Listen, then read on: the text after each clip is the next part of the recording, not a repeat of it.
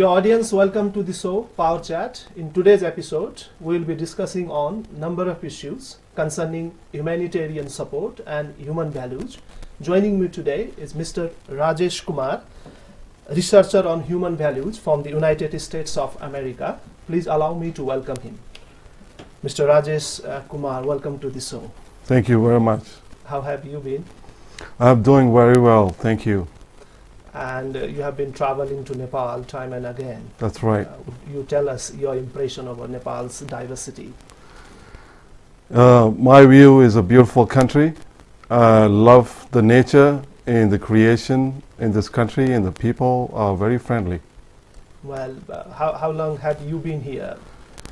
This trip I've been here for a week. And what are the changes that you noticed during your trips that you have accomplished in the past? Last time when I came was some difficulties. There were strikes, there were long lines, people getting petrol. This time was much smoother and enjoyed my visit. You are a researcher in the issues concerning human values and humanitarian support. That's correct. How do you analyze the status of global humanitarian support or human values? Basically through interaction with people who present human values, and they are making an impact in the society, understanding people's problems, listening to them, their stories, and those stories are the ones that are heartwarming, that motivates me to come behind and help them. What are human values, in fact?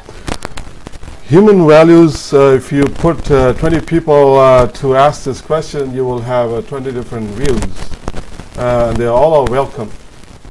In my view, the human values that every human being should have a right to live, right to breathe, right to have freedom, and to have the human rights also in the country they belong to. How do you analyze the situation of human rights globally? Or the areas you are traveling to? Well, I am very grateful to live in America, and I can talk about the freedom that we enjoy. Many of the countries I travel, I don't see that the people enjoy the same level of freedom. And so my observation is being to hope for good for the other nations, like Nepal, to be developed. People have opportunities and tremendous in this country, and in America is tremendous. Where they say sky's the limit. You can dream big, and you can reach for those. And ordinary people can do that, and they have the freedom to do that.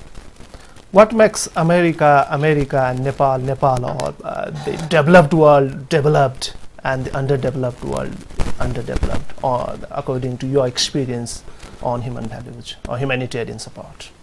Well, that's an excellent question. My view is America being open to entrepreneurship is one of the key that allowed skills of different kinds to come to the country and be able to display their skills and contribute. So it is a contribution of many nationals that made America great today. What are the differences that the rest of the world, the developing world, the countries like Nepal, they differ with the countries like the United States? That's true, that's true. I think Nepal has to define its own, but they could learn from other developing countries and benefit in collaboration. That is one of the unique ways, is collaborating in some of their strength other countries have.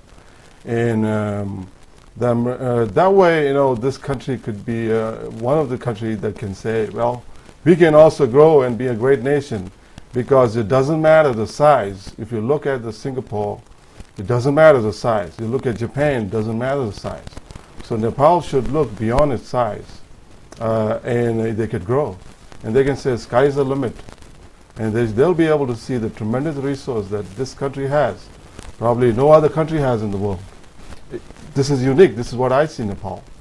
That's very interesting. You noted with the important things on Nepal having a lot of resources. Absolutely. How can these resources be utilized for the welfare of mankind? I think more work to be done in promoting the values Nepal has. And one of the ways that could be done by excellent people like the journalist here, talented people, researchers, people who stand for their country value, who love their country, and they can form a collaboration to say we want to see our country together grow. I think forming a talented group, an excellent mind and sharp minds together would, for that common good. So maybe a common memorandum of understanding that working together would be one of the ways to do. Somebody has to take that lead. And in a country like America, where I live, there's a person who took the lead 200 years ago. And it's a unique place that I live, that my children can enjoy that. And I hope the same for this, that all the children in this country can enjoy the similar. Collaboration with universities and colleges in areas of expertise is another way. Many areas of collaboration Nepal can benefit and also facilitate. So it could be promoting other areas of tourism, minds and great thinkings, in this country. People can come. Like people go to Singapore. Well, I love Singapore. I go to Singapore and I learn a lot from that country. So I'm fascinated with what they did, what they have achieved. And I believe the same can be done here. That's interesting, Mr. Kumar. What do you think in the globe that there exists diversity?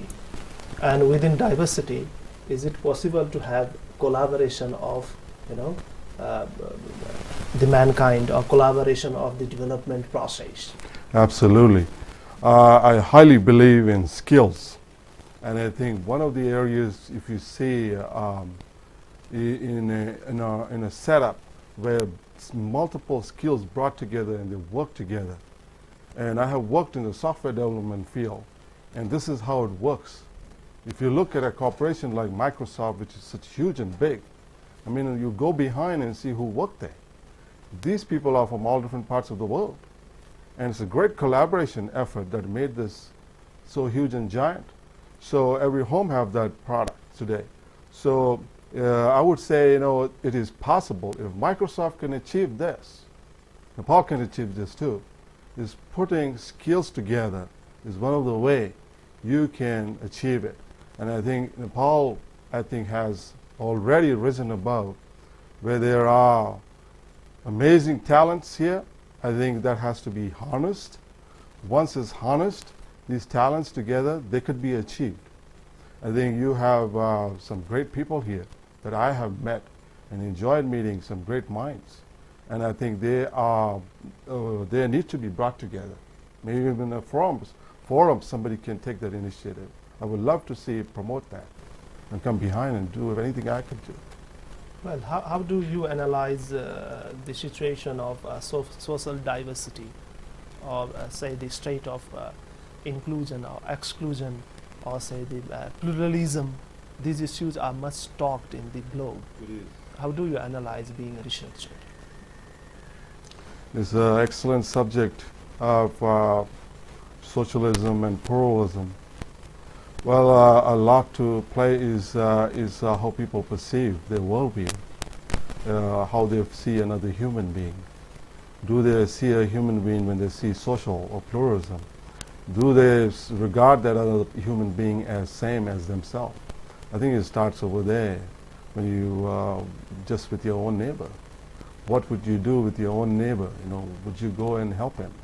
So it's social values starts with your own home, own area where you live, and it grows bigger.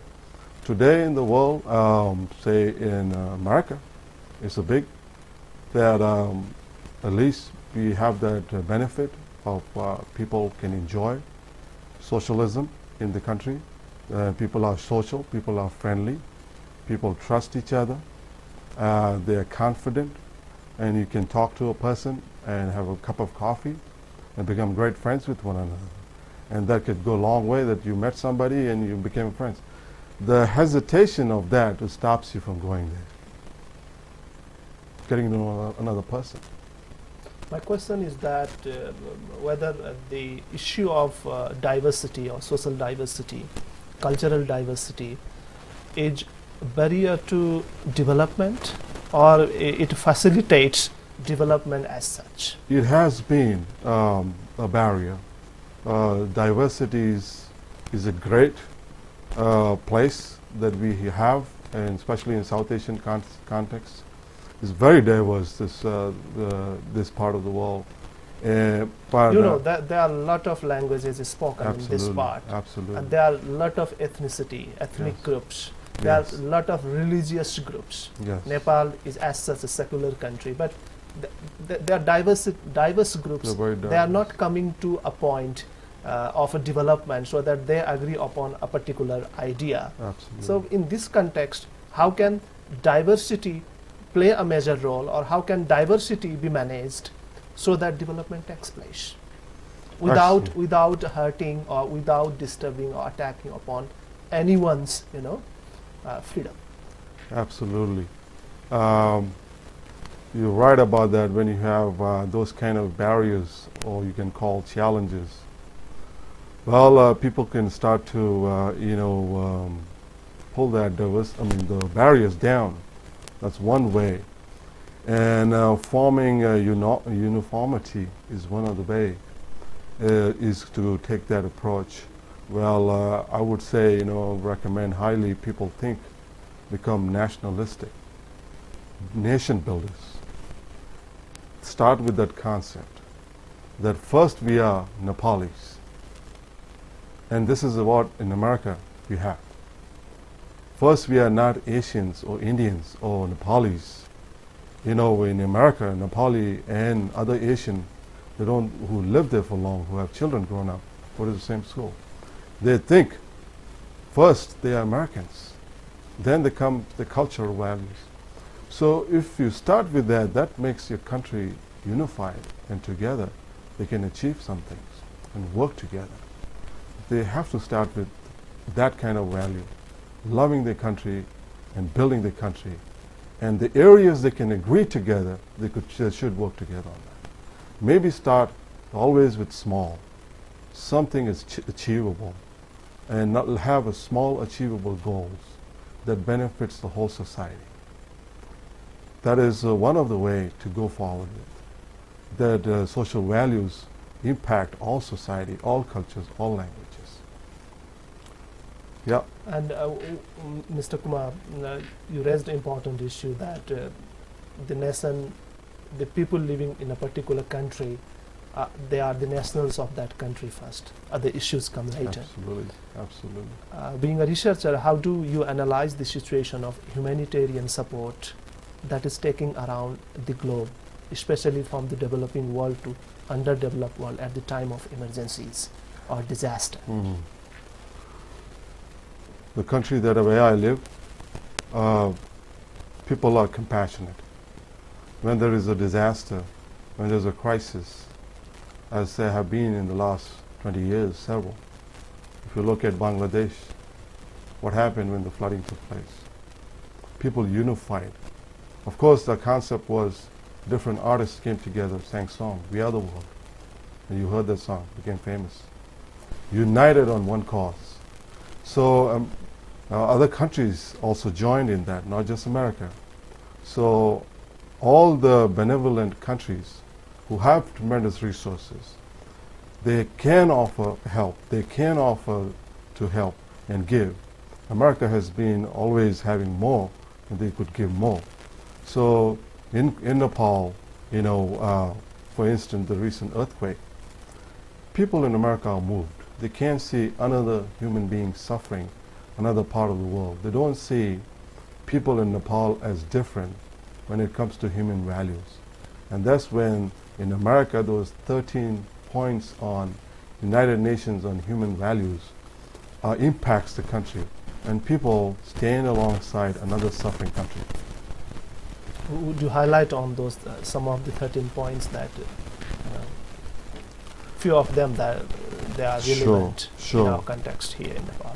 Some of them, well, the history of this goes back to 500 BC.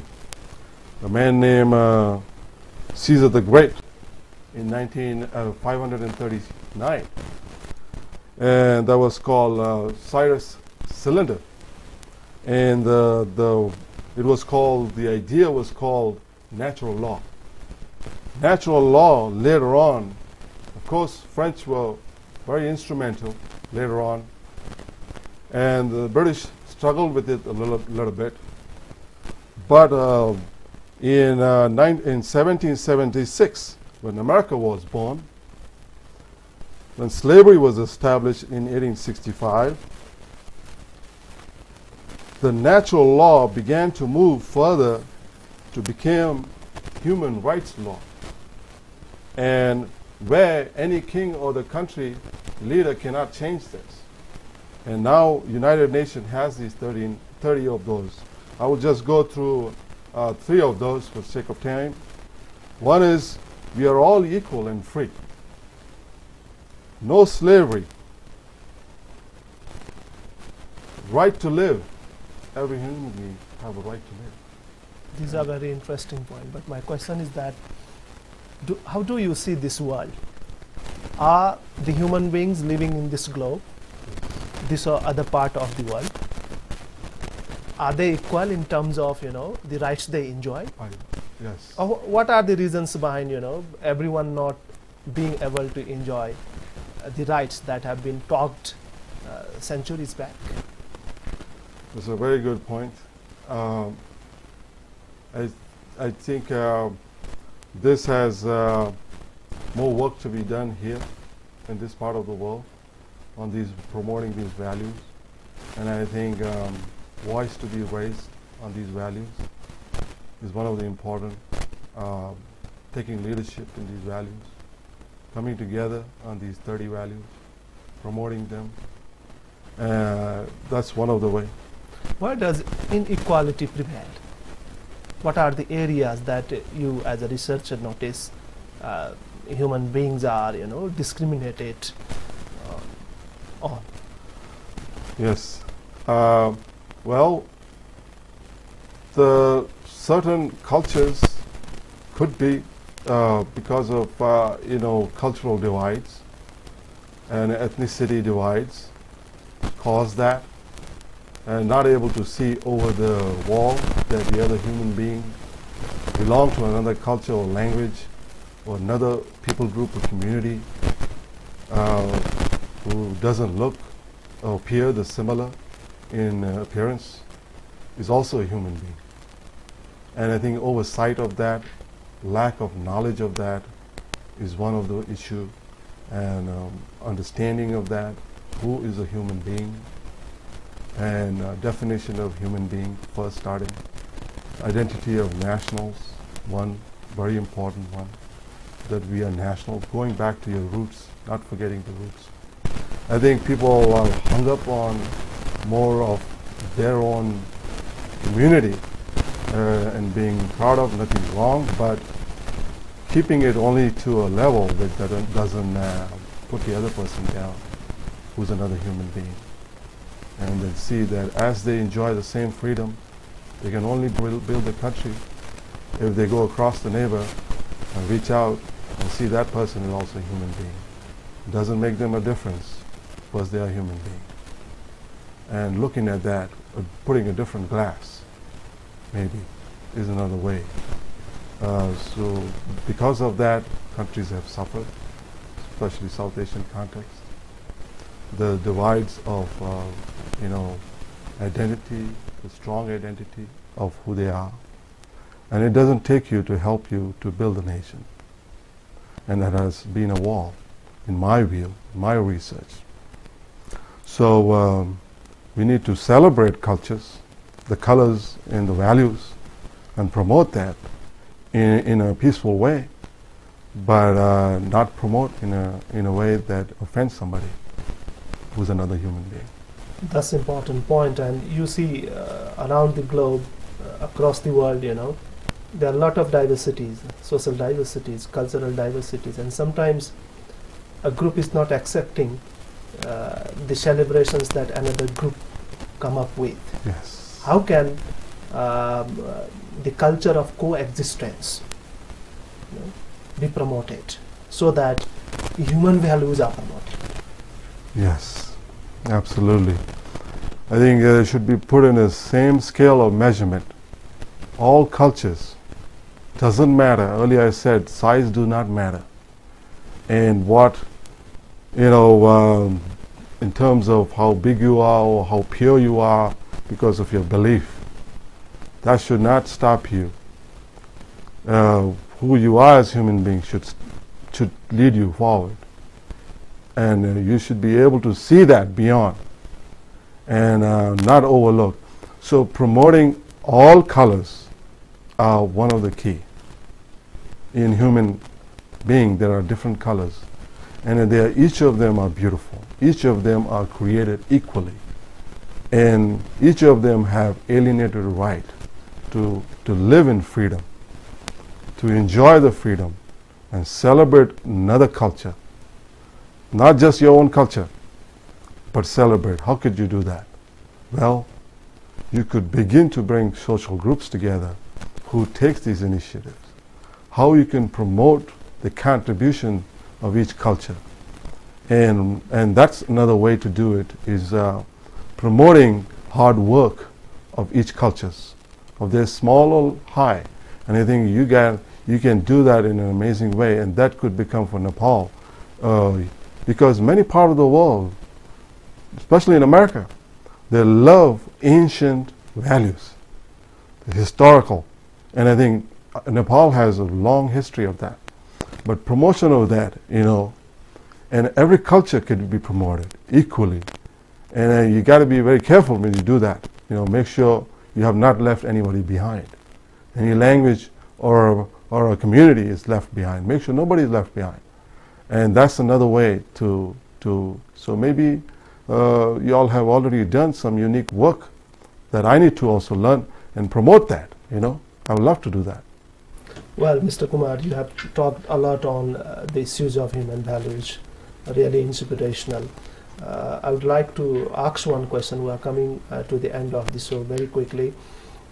You are working as a researcher and suggesting or recommending to the international, development communities to partner for the partnership or collaboration with the organizations working in the developing world. Yes. What are the areas in your experience that Nepal could collaborate with the international community so to prevail peace, so to promote the human values, and so to have development? Excellent. Very quickly. Well, Nepal can begin to engage in promoting their values of interest groups who are interested in Nepal. And high interest groups would be the one promoting those three areas that you just mentioned: cultural, social, and the third one, economy. Absolutely. So collaborating in the areas of skills in economy, entrepreneurship may be one of them. The natural resources that you have. People love natural things in Nepal. I do. And promoting that in a very high level. And maybe that's another unique way so the world would know that Nepal has something to offer. And it's unique. And only Nepal has that. Yesterday I had a beautiful dal in Nepal. That's only available in dal in Nepal. People come from far away. And these are hidden. I did not know in my previous trip. Promoting those kind of things. This is just some small example. Knowledge of these things is very important. People in the world do not have knowledge. Sharing the knowledge to the world is one of the ways, what you have, and offer that. Well, Mr. Kumar, thank you very much for your time. It was a pleasure talking to you. Thank you very much, Laxman. Dear audience, time now to wrap up the show. Keep watching us. See you next week. Namaste.